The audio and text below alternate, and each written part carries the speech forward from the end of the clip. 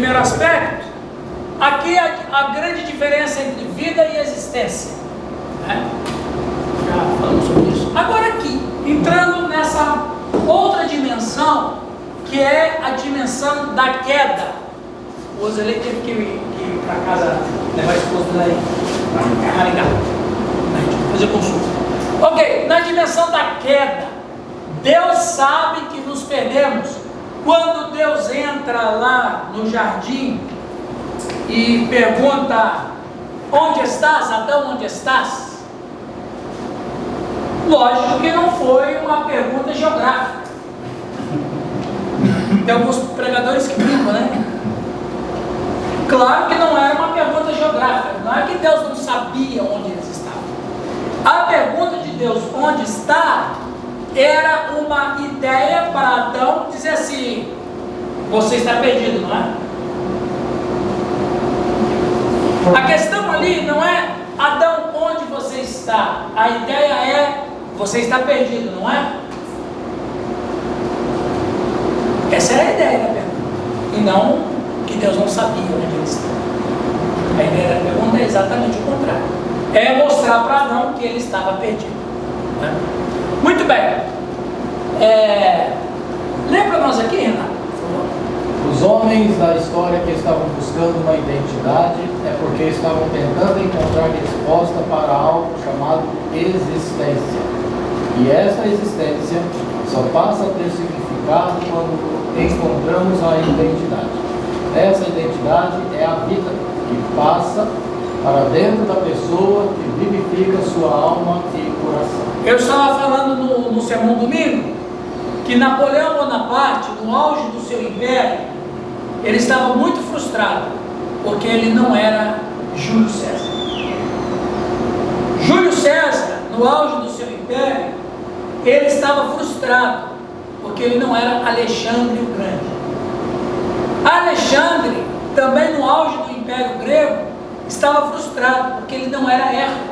Só que aí lascou, porque Hércules não existiu.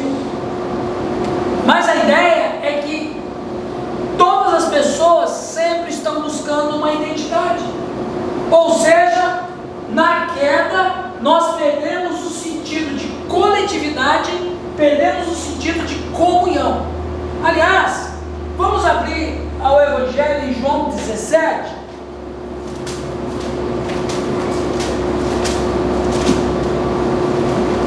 João capítulo 17, versículo 20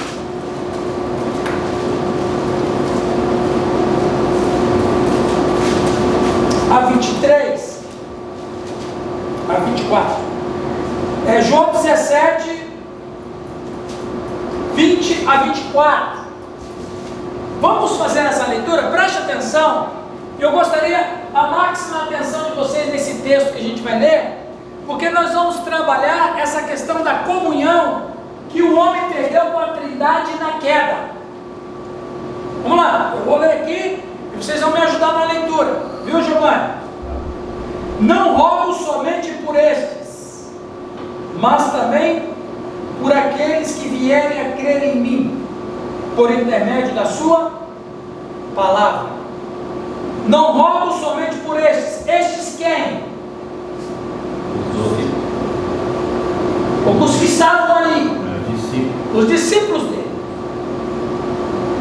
Mas rogo também por aqueles que virão crer em mim. Quem que ele está falando? Nós. Espera aí, tem uma coisa acontecendo aqui. Tem uma coisa acontecendo aqui. Aqui Jesus está, veja, botar aqui. Não rogo somente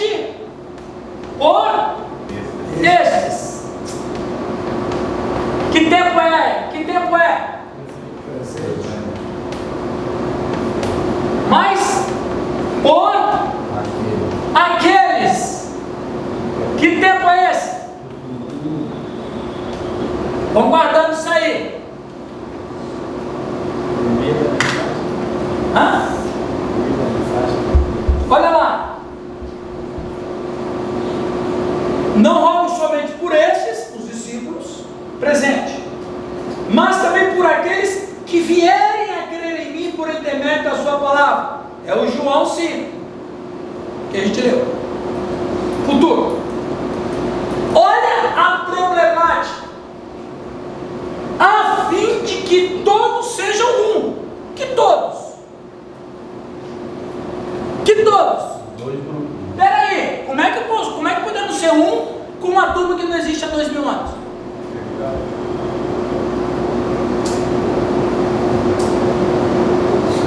É uma loucura esse troço aqui. É a ideia do corpo místico de Cristo, ao longo das eras, dos tempos.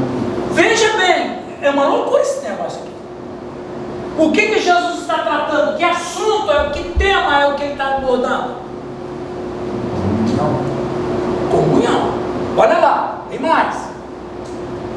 A fim de que todos sejam um. Olha a problemática aqui, Giovanni. Com o Espírito. Calma, olha lá. E como tu és em mim, ó Pai, e eu em ti. Opa! Espera aí, ele está falando da Trindade aqui.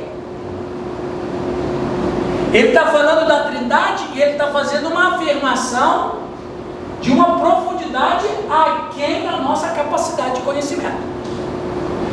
Veja, ele está dizendo que a mesma comunhão, mesmo laço afetivo, mesmo laço espiritual, mesmo laço de relações que tem a Trindade, é para nós também. Isso aqui, meu amigo, é uma coisa de outro planeta. Lá, também sejam eles em nós. Então, a oração do Cristo é para uma completa restauração de comunhão a nível tal que transcende o tempo, o espaço e a história.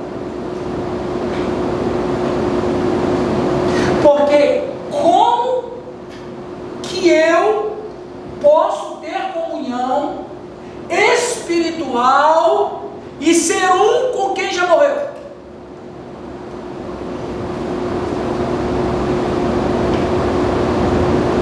Através do Espírito. Aí, veja, a Bíblia tem 3 mistérios: o mistério de Deus, o mistério de Cristo e o mistério da igreja. O primeiro mistério é o mistério de Deus. Qual é o mistério de Deus? É a Trindade.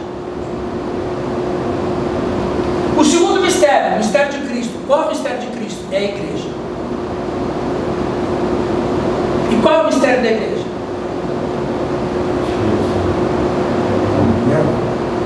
Essa comunhão que ultrapassa o tempo e a história. Isso é coisa absurda para a nossa compreensão. Aí você falou, é a comunhão mística do quê? O corpo de Cristo.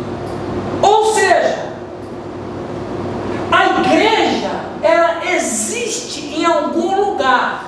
E não somente existe em algum lugar, como que em relação a nós, ela está sempre no tempo. Quer ver que loucura? Quer ver que loucura? Depois a gente volta para João. Olha o Apocalipse.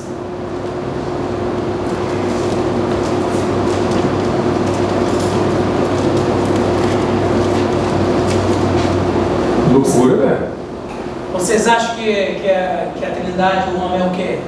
Não é coisa simples não, a gente fala na igreja tão gostosinho, né? Seria muita viagem então pensar que o tempo material, tempo e espaço, ele só existe por nós seres humanos, nos desconectamos de Deus que é a vida? Guarda a sua pergunta, por favor, que eu preciso ler isso aqui antes, depois eu respondo você. Apocalipse capítulo de número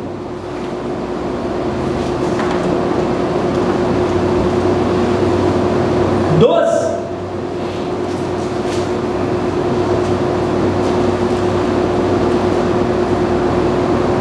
Diz assim: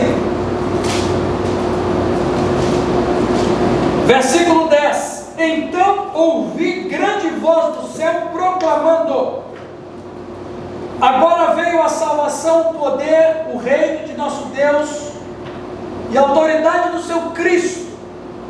Eu acho tão lindo essa palavra. Pois foi expulso o acusador de nossos irmãos, o mesmo que os acusa de dia e de noite diante do nosso Deus. Veja, o ser celestial está dizendo que o diabo acusa irmão deles.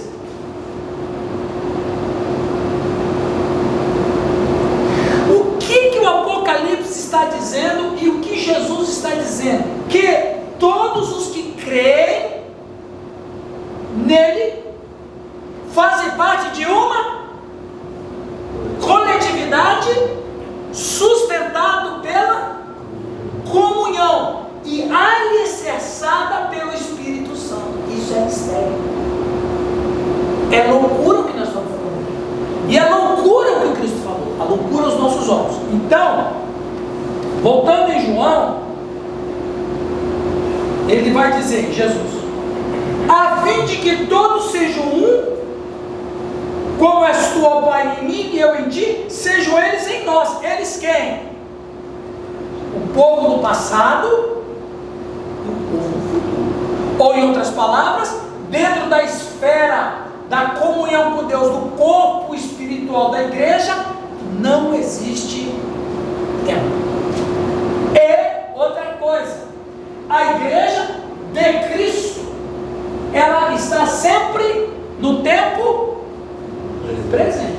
É o tempo de Deus. É o tempo de Deus. Hoje, se ouvides, não amanhã. Hoje, então, hoje é o tempo de Deus. Aliás, você sabe que O eterno. onde Deus está, as coisas existem. Onde Deus está, as coisas existem. O passado não existe. O futuro também não existe. O que sobra? Onde que Deus está? Percebe? Então a igreja do Cristo tem uma comunhão eterna que transcende o tempo e a história. Nós temos comunhão com aqueles irmãos que já não estão mais aqui, mas não é uma comunhão de uma sessão espírita. Não é isso. É uma comunhão espiritual, porque o mesmo meio de salvação deles é o mesmo Cristo que nós. Cristo é sempre presente. Por quê? É uma família, né? É uma família. Porque o Cristo reina no atemporal, É o verdadeiro sentido místico. que é o verdadeiro sentido, é onde não há tempo.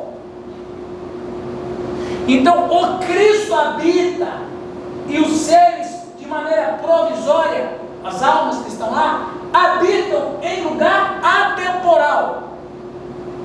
Ora, se eles estão no lugar atemporal, para eles não tem problema passado e futuro, porque eles vivem fora do tempo. Em outras palavras, é esse nível de comunhão que nós temos com os irmãos que já estão lá. Hebreus 12. Por isso nós temos uma grande nuvem. Nuvem de testemunho. Aí vamos chegar aonde? Quem são esses? São os heróis da fé de Hebreus 11. De Hebreus 11. Comunhão é mais do que tomar um cafezinho no culto. A gente fala muito mal esse negócio aí. Vamos ter um tempo de comunhão. Eu posso tomar café comigo e estar com raiva dele. Vamos comer. Isso são relações afetivas e são importantes. São relações importantes na construção de uma amizade.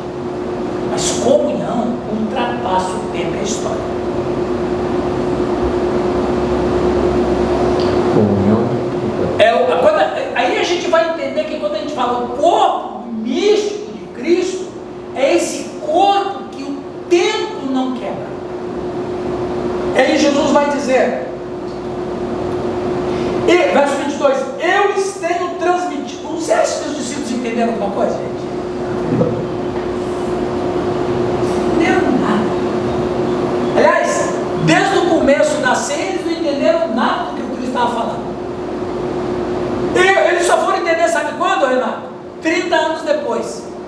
Eles escreveram os evangelhos.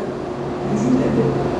Aí ele diz: e eu lhes tenho transmitido a glória que me tens dado, para que sejam o quê? Como nós somos. E aqueles que, e eu neles, e tu em mim, a fim de que sejam aperfeiçoados na unidade, para que o mundo conheça que tu me enviaste e os amaste, como também amaste a mim. Coisa maravilhosa. Pai, a minha vontade é que onde eu estou, que tempo do verbo é? Ele não disse onde eu estiver. Ele disse onde eu estou. Ele está falando com quem? Com o Pai. Ou seja, o Pai está em tempo presente. Onde eu estou, ou em outras palavras, ele rasga a história. Ele rasga o tempo. Ele é Senhor do Cronos. Cristo é Senhor do Cronos. Onde eu estou, estejam também comigo os que me deste, para que vejam a minha glória, que me conferiste, porque me amaste antes da fundação do mundo. Gente, isso aqui é para acabar com qualquer teologia furada. Isso aqui é de uma profundidade que vai além do que a gente possa imaginar. E se os discípulos não entenderam, muito menos a gente. A gente só vai pegando migalhas de interpretação, e essa é a verdade. Porque comunhão é um mistério que a igreja tem. E quando a gente fala igreja, a gente não fala de assembleia, ou presbiteriana, ou luterana. Nós falamos do corpo místico de Cristo. Esse corpo espiritual que transcende o tempo e a história. Caio, faça a tua pergunta. Eu perguntei se antes, quando o ser humano passou só a existir, ele perdeu o fôlego de vida, foi que na teoria então surgiu esse tempo e espaço que a gente conhece. Porque quando se tem vida, você está conectado com a vida, tudo é presente. Claro, ótimo. Veja bem, sua pergunta foi muito boa. Você está aqui para me escrever aqui, agora eu vou ficar uma hora aqui escrevendo. Não, brincadeira. Aqui é a linha da história.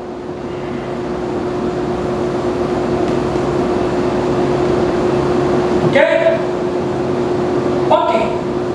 Aí, Deus criou o tempo. O tempo é o Cronos. Hã? O Cronos. Ele criou o Cronos quando ele criou o Sol e a Lua.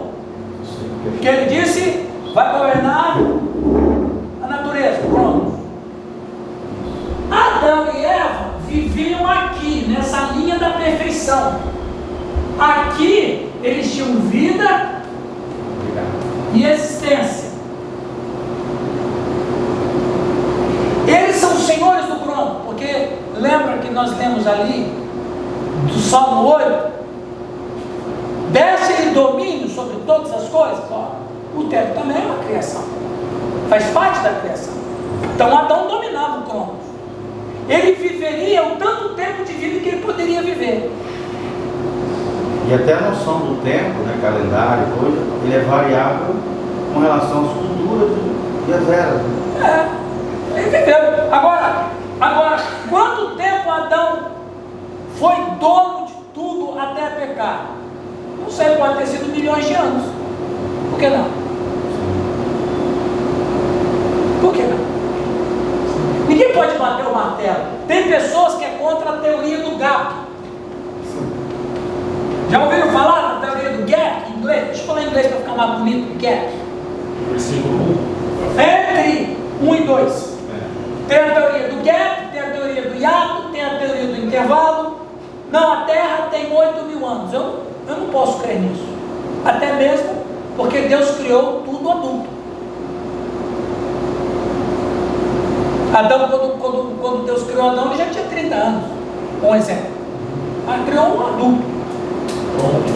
Então pronto. Então aqui eles têm vida e existência e eles dominam o Cronos. Quando eles pecam, eles perdem a vida, como a gente falou, e criam uma história paralela, onde só tem existência, o Cronos agora domina eles.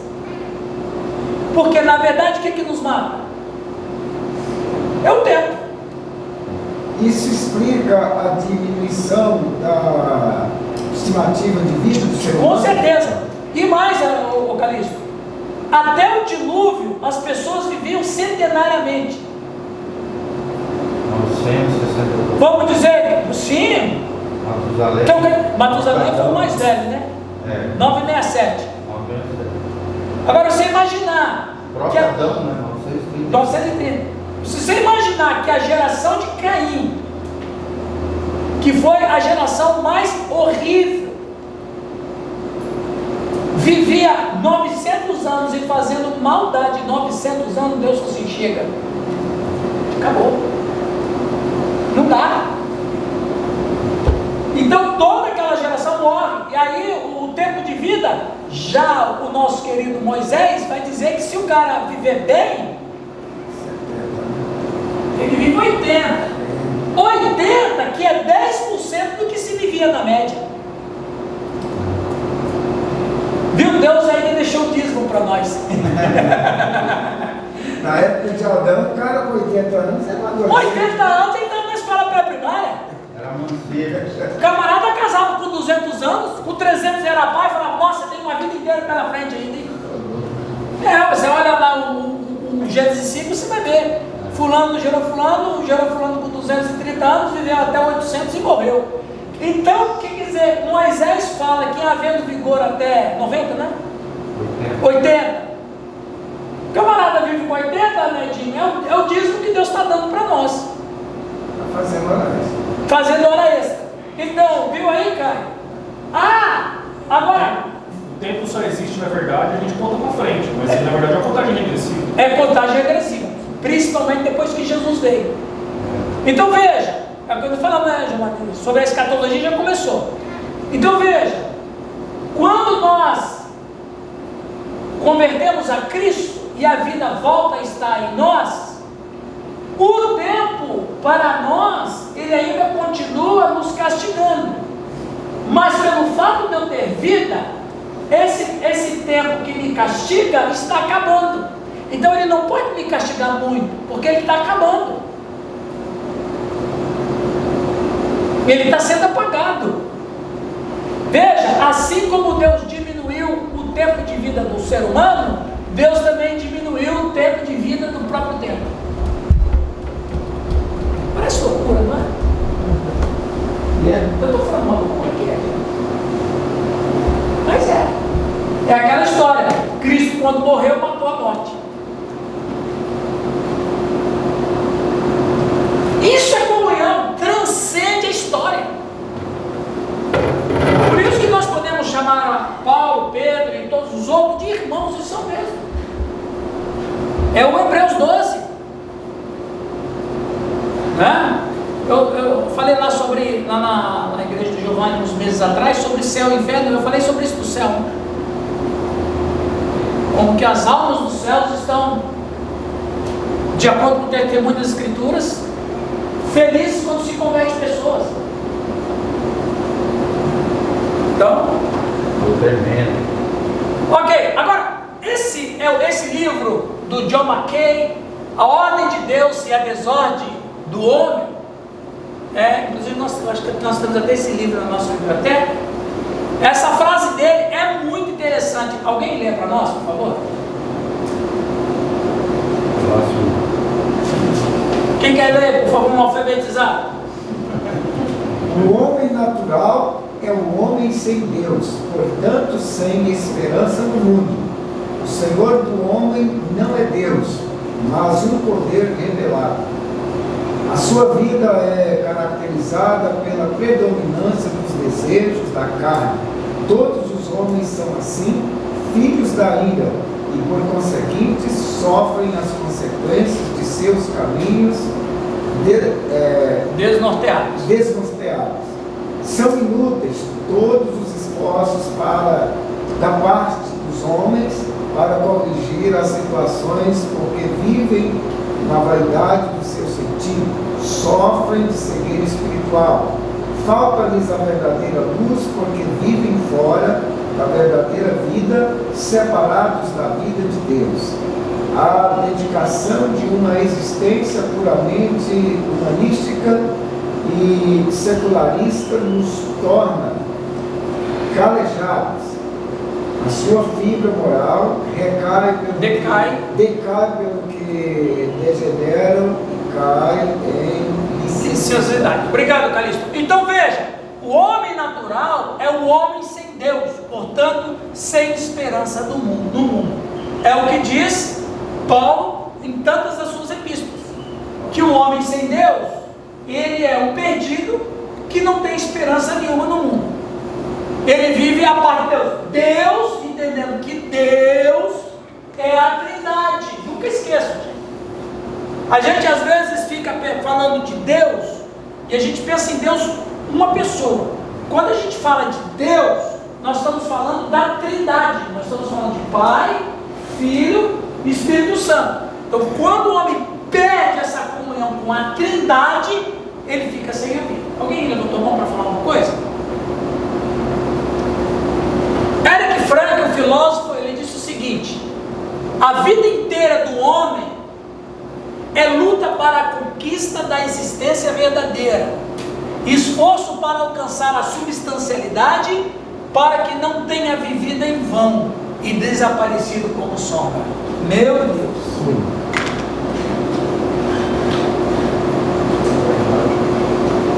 Se você ler, eu vou tratar esse texto com mais profundidade na próxima, sim. Eu vou tratar um texto em Eclesiastes 3:11 com mais profundidade. Eu acredito que na próxima aula nós vamos tratar exatamente isso aqui. Qual é o grande dilema do ser humano? É o que o doutor Eric falou. É ser a imagem e semelhança de um Deus eterno,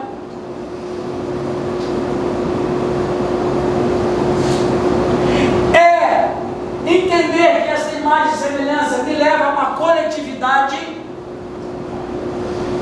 é saber que tem alguma coisa boa dentro de mim que me impulsiona a isso, é saber que eu fui criado na eternidade, para a eternidade, porém eu me tornei um mortal, então eu preciso me encontrar. Tem muitas questões dentro de mim. É a mesma ideia, eu gosto muito de falar isso, eu dei uma palestra sobre isso, inclusive estou pensando em fazer um seminário no final de semana, no CETEL, no sábado e domingo de manhã, um seminário sobre sofrimento. O que é as causas, as origens, como viver no meio do sofrimento.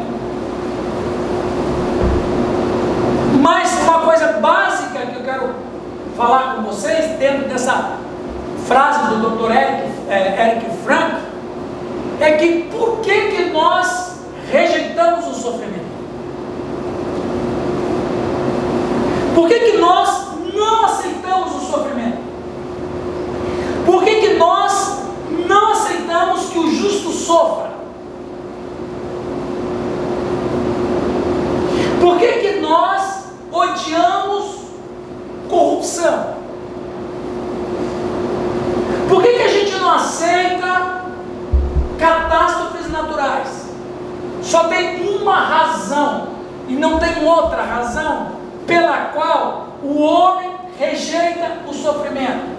Eu rejeito o sofrimento porque eu tenho um paralelo de comparação dentro de mim.